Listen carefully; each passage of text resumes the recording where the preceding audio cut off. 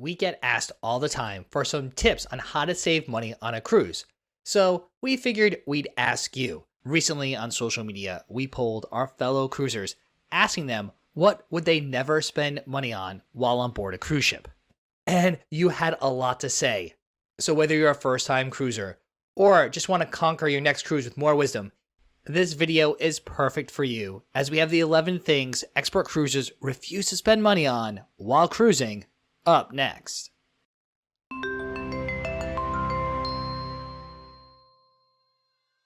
Welcome aboard, cruisers. I'm Don B from Eat Sleep Cruise, and a special welcome back to our Eat Sleep Cruise subscribers. And I'm really excited for this week's video, as it features you, our fellow cruisers. Now, of course, if you have any additions to this list, please leave them in the comment section below. Or if you disagree, we'd love to hear why you think it's worth spending money on some of these cruise add-ons. When asking our social media followers what's the one thing they don't spend money on board a cruise ship, one of the top answers we received was photos from the ship's photographers. In the current digital age, it's not difficult to see why travelers are not quick to shell out extra cash for professional photos on the ship.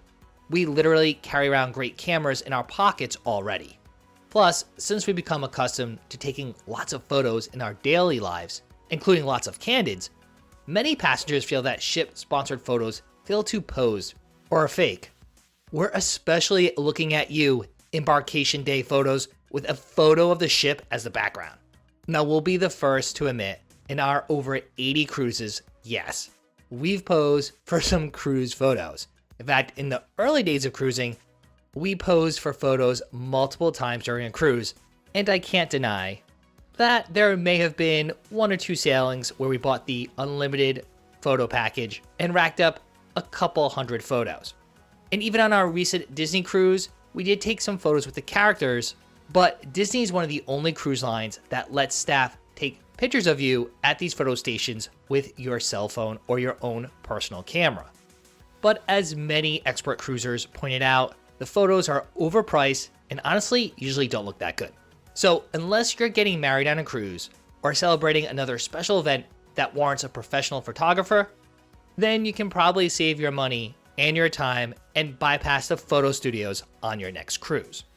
We have 3 words for you: onboard art auction. Please, just say no. In our opinion, the art gallery is a money grab for the cruise line. It completely fleeces the passengers who end up buying an art piece. Many frequent cruisers also agree with us. Very often, you can get the same pieces on land for a fraction of the price they charge on a ship.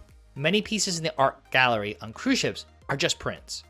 Brushstrokes have been strategically added to give them dimension to make them look more authentic. The auction is designed to garner interest for the art and boost sales, often promising a free print for attending. If you want to attend for a free print, that's fine, but we highly recommend you don't purchase artwork during your cruise. Saloon and Spa Services were another frequently mentioned add-on that frequent cruisers say they do not spend any money on.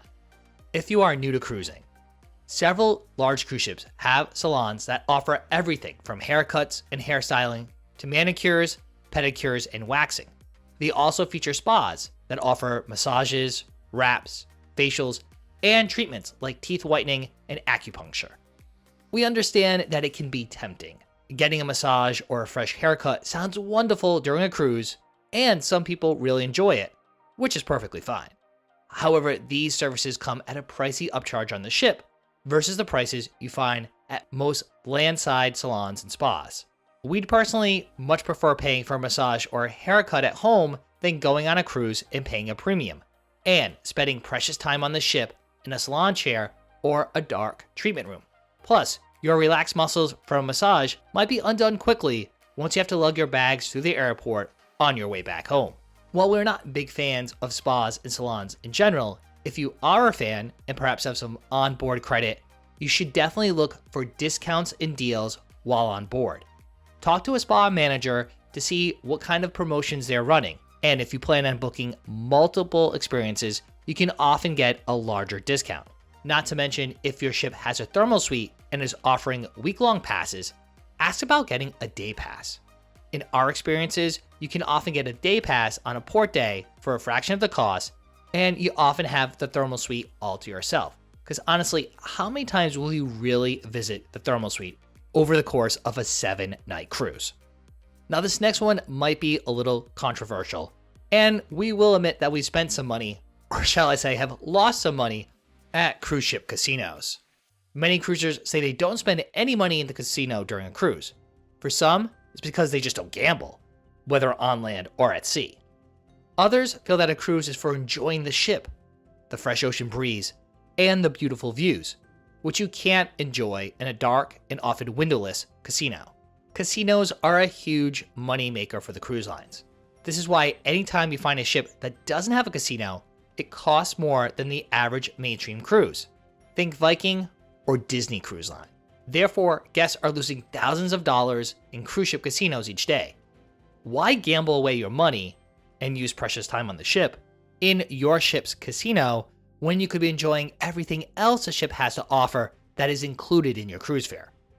Likewise, bingo is essentially a mild form of gambling in the same vein as a casino. Many regular cruisers don't bother with buying bingo cards and playing the popular game of chance during a cruise. Yes, it can be fun. However, many frequent cruisers value the experience of actually being on a ship and being at sea above all else. This means you probably won't find those passengers inside marking numbers off cards during their sailing. Cruises do include most of the onboard activities and entertainment during the trip, although one of the upcharges that are typically not part of the cruise fare are shore excursions. Besides a few luxury cruise lines, most major cruise lines do not include any tours as part of the base fare. While some ports are perfect for exploring at your leisure, there are probably some other ports or destinations where some type of organized activity or tour is more beneficial.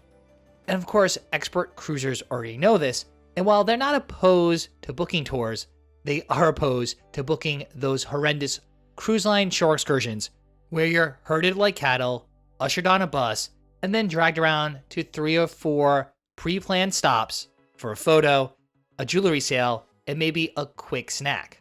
For many ports, you can actually put together your own itinerary of things to do and see and either hire a taxi or hire a private tour operator to take you along to see the sights. Not only will this give you more flexibility and allow you to customize your experience, it will probably be cheaper. Also, you'll probably save money by opting to book outside the cruise line. Oftentimes, similar or if not better tours and experiences can be booked directly with local tour companies or third-party vendors. If you're new to cruising and not sure where to find these private tours, there are several websites like Viator or Shore Excursions Group, but make sure to read the description, because sometimes these tours are exactly the same as what the cruise line is offering. You can also check other websites and YouTube channels like ours for recommendations on what to do in certain ports of call. You can check other communities like Facebook groups for suggestions on what to do at certain ports of call. It was actually in a Facebook group where we learned about Spain day tours for our recent trip to Barcelona, where we got an 8-hour private tour for a group of 4 that was actually cheaper than a half-day tour being offered by the cruise line. But whatever you decide, make sure to do some pre-cruise comparison shopping and not rely solely on the cruise line for shore excursions. Now, unfortunately, we wholeheartedly disagree with this next one, but there are a number of avid cruisers who still claim that they never pay for Wi-Fi or the internet while on a cruise. For lots of people, cruising is a time to get away and unplug, free of the constant updates and work obligations that come from the normal life on land. Cruising is a wonderful opportunity to do this. In fact, some people lock their phones away in their cabin safe for the majority of the cruise for this reason. Although I think Heidi would have a nervous breakdown if I tried to take her phone away from her for even just an hour while on a cruise. But we're not alone here, as there are some other people who aren't as freely untethered from communication back home. Or there are plenty of cruisers who just want to stay up to date with the news or share updates from their trip on social media. Some need or want the internet access during the cruise, and it's a blessing that's an option that's available. Others want to disconnect, and we think that's wonderful as well. If you opt to forego paying for cruise ship Wi-Fi, check your cell carrier's coverage plan. You may be able to take your phone out of airplane mode to utilize service while in ports of call for no additional fees. But just remember to put your phone back in airplane mode when you board the ship, or you could rack up roaming charges after the ship sets sail for the next port of call. You board the ship, and upon arriving to your cabin, you see a flyer for a raffle event at the Onboard Jewelry Shop. While these raffles are real, the event is obviously designed to get you into the store so that some sparkly gemstone catches your eye. But in most cases, do not pass go. Jewelry on cruise ships is often sold at a huge markup in a similar way that the art is. Unless there's a cruise line branded piece that you want, or something specific you just can't walk away from, many expert cruisers suggest not spending your money on jewelry while on a cruise. They offered the same advice for those large jewelry store chains in many ports, such as Diamonds International. We will have to admit that we don't necessarily agree with the next tip, as even to this day, Heidi and I do still spend money on bottled water. Many cruisers refuse to spend money on this premium non-alcoholic beverage, which is not usually included in the cruise fare on most mainstream cruise lines. It is true that the tap water on cruise ships is perfectly okay to drink. And yes, that includes water in the sink in your stateroom.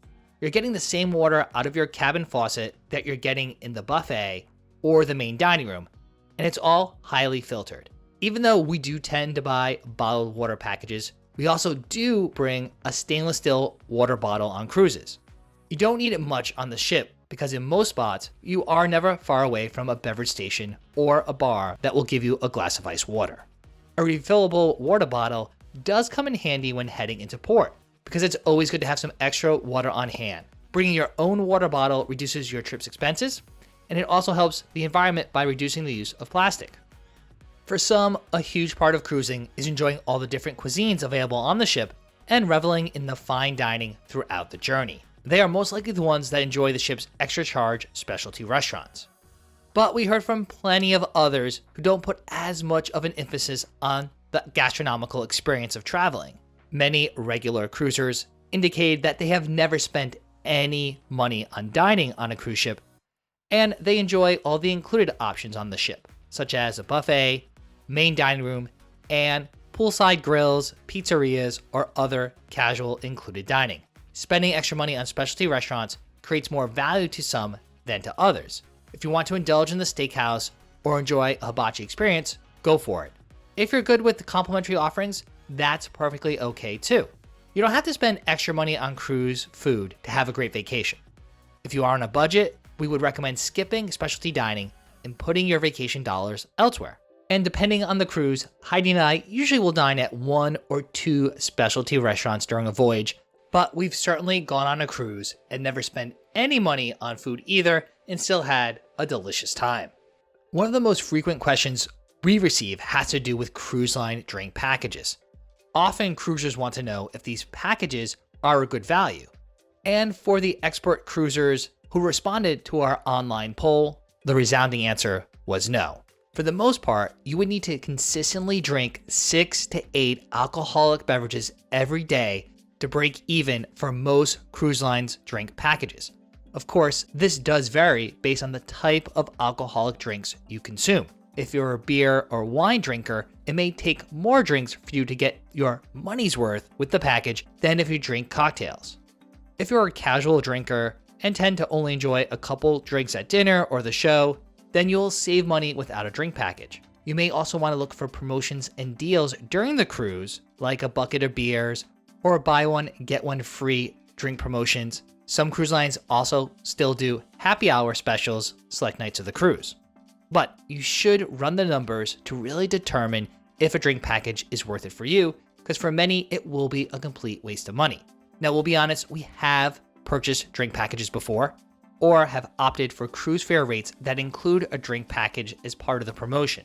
And in many instances, we've received value from buying a drink package, mainly because we do consume many upgraded non-alcoholic premium beverages. As we mentioned, we do like to drink bottled water, but we also drink a lot of espresso-based drinks, which often aren't covered in the cruise line's base fare.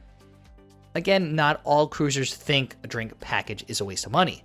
Some did point out that they like the convenience of a drink package. knowing that they've paid one set price up front and they don't have to worry about the bar tab at the end of the cruise. Now that you know some of the expert cruiser tips on how to save money on your next cruise, we have to find you the right cruise ship. Well, lucky for you, right here on YouTube, we have a look at the top 12 best new cruise ships of 2024 with innovative cruise ships from brands like Royal Caribbean, Celebrity Cruises, Princess Cruises, and more. That video will help you find the perfect ship so your next cruise is smooth sailing.